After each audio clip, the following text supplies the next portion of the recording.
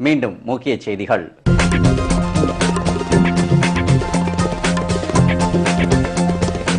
தமிழகத்தை சீரழிக்கும் மதுவை முற்றிலும் ஒழிக்கும் வரை மதிமுக தொடர்ந்து போராடும்.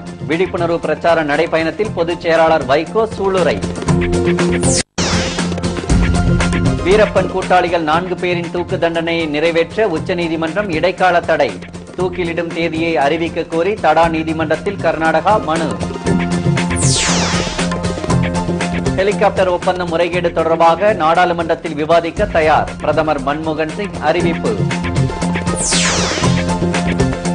நரேந்திர மோடியை விமர்சித்து கட்டுரை எழுதியுள்ள பிரஸ் கவுன்சில் தலைவர் மார்க்கண்டேய கட்ஜு பதவி விலக வேண்டும். பாஜக வலியுறுத்தல். 3 நாள் பயணமாக இந்தியா வந்த இங்கிலாந்து பிரதமர் டேவிட் கேமரூனுக்கு சிறப்பான வரவேற்பு.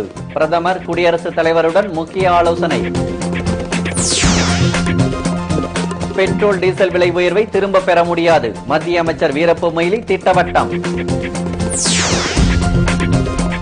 16வது போப் பெனடிக்ட் ராஜினாமா அறிவிப்புக்கு பிறகு சென்ட் பீட்டர்ஸ் சதுக்கத்தில் தோன்றினார்.